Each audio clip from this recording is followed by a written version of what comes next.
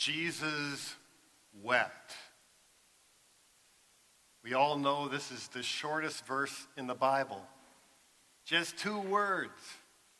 And yet they carry an incredible amount of theological weight. And the biggest truth of the whole thing is this: God feels deeper than any of us humans can. God feels deeper than any of us can. I remember when I was a young teenager, I made this decision.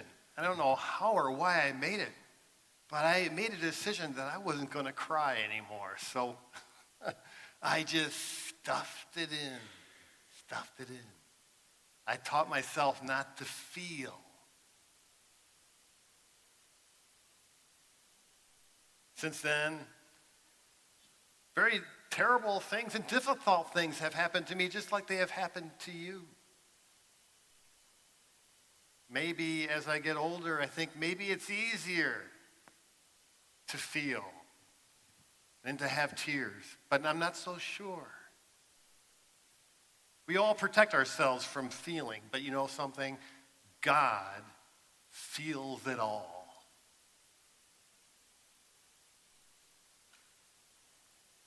You know, God feels it all in the Old Testament.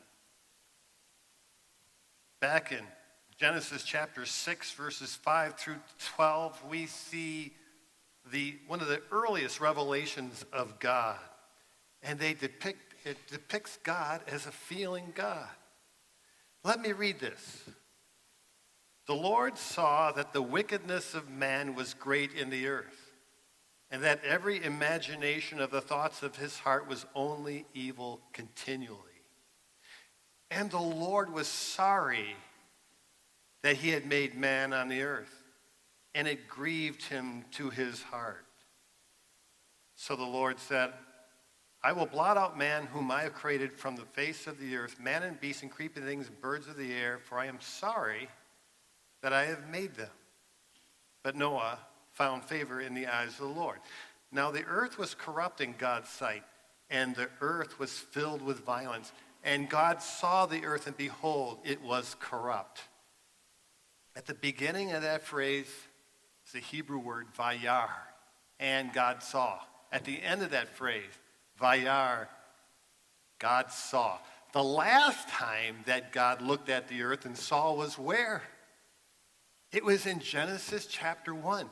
When he saw the earth after he created it, he said, Ki tov. It was good. I like to think of a refrigerator when I hear this. Aren't you glad for refrigerators? I like those new ones too that sort of open up and they fold and we look into, it's a virtual paradise, isn't it? There's a place for your vegetables and for meat and for your drinks, and it's all there for you to behold. Isn't that wonderful? That's kind of like what it was for God, to see his creation when it was all done, you know? But something happened one time. We went on vacation. And when we were on vacation for a week or so, the electricity went out in our apartment, you know, and so we opened the door when we came back and we knew something was right. And so we realized electricity off and immediately thought, oh, the refrigerator. And so we opened it up, and it was foul and reeking. It looked like things would fly out of it. Actually, Hebrew got a word for that too. And God saw, and it was corrupt. Actually, the word is shachat. Sounds like it sounds, doesn't it? It means what it sounds. Shachat. It was corrupt. You see, God feels. And look at the comparison and the contrast of the heart. In our passage, it says that man's heart was what? Every imagination of the thoughts of his heart was only evil continually. What was God's heart like? The Lord was sorry that he made man on earth, and it grieved him. Wow. Now, God transcends sorrow and grief as we know it.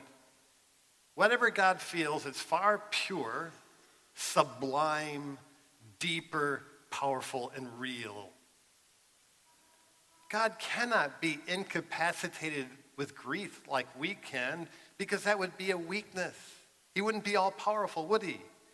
But he loves intensely, and so he feels intensely on divine level, beyond human comprehension. And the point here is this. We know God is utterly transcendent, but he is also immanent, spatially. But what is more, he is immanent emotionally. And that's what this early revelation of God teaches us about God. We humans can be jaded by sin, and we can get to the point where we can no longer feel. But God feels it all. Now this takes us to the New Testament. God feels in the New Testament. We have Jesus in John 11 here. And the structure of the gospel is such that we have 7 signs. Okay? And the first sign is the marriage of Cana, turning the water into wine. And the last sign is Jesus on the cross and the resurrection. Well, this sign sort of is a segue into this last great sign. This is the 6th sign, the raising of Lazarus from the dead. It's very intense. It's one of the most intense narratives in all of Scripture, because Jesus was claiming to be God. And the question now is, can he defeat death? We have 3 players here. We have Mary, Martha, and Lazarus. And the emphasis is on the fact that Jesus loved them in verse 5. We all know that Lazarus dies because Jesus delays. Martha runs out to meet him, and in our grief, don't we often just accuse God for not being there? Jesus, if you had been here on time, my brother could have been saved. And then he comes to Mary, and she also accuses him in her grief. The question is this: does God care? Why is he so far away? Why does he delay? Does he feel? When Jesus saw her weeping, and the Jews who came with her also weeping, he was deeply moved in spirit and troubled. That word deeply moved means shuddered from the depths of his being.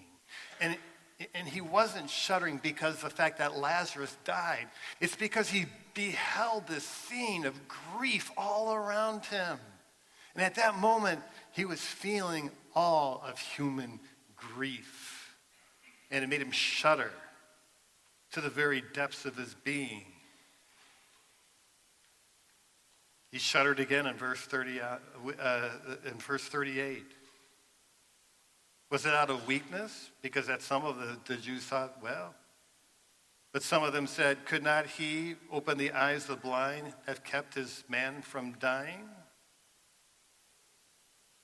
Well, the scene here is absolutely terrifying and numinous. I like that word, numinous.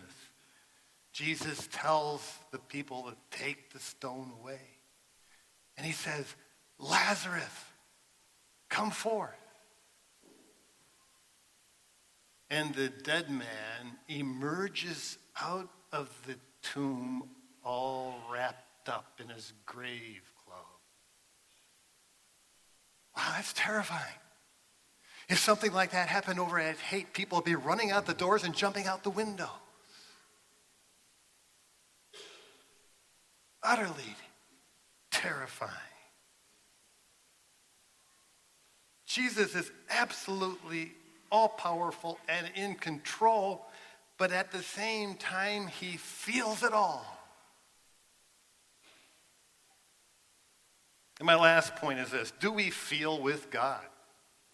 Do we feel with God? Now, we all grieve. And we all experience one little sliver of worldwide grief. But our own little sliver sometimes feels like the whole world, doesn't it? To us, anyway. Well, we could cave into our own sliver of sorrow, wondering, hoping God will show up. But, in reality, all of grief is God's grief because God fills all space and time, and he feels all the pain that's going on because he upholds every single molecule in this world. He's there. And this is the meaning of the cross. Our suffering is part of a greater, larger picture of divine suffering. Now, suffering can drive us away from God, but suffering can drive us to God. Suffering can harden us. It can make us apathetic. We can kind of do what I did when I was a teenager. Now, I've been looking at the pictures of the Sistine Chapel all this week, especially of the picture of God and Adam. We all know about it. And it's amazing when you really look at that picture. We all know what you mean, right? What's Adam doing? He's lounging like this, with his hand like this. And he's looking at God, kind of like a teacher, a teenager when you ask him, take out the garbage. Really?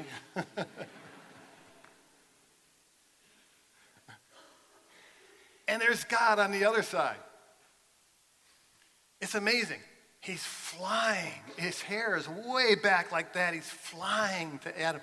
And he's looking at him with such intensity. And around him is what scholars believe is the Blessed Mother. And his hand is on the Christ child. And their faces and their expressions are like, oh my, they're so intense. And then there's Adam.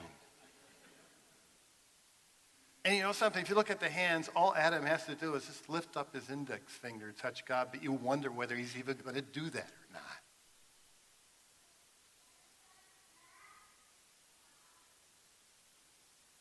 God feels everything intensely.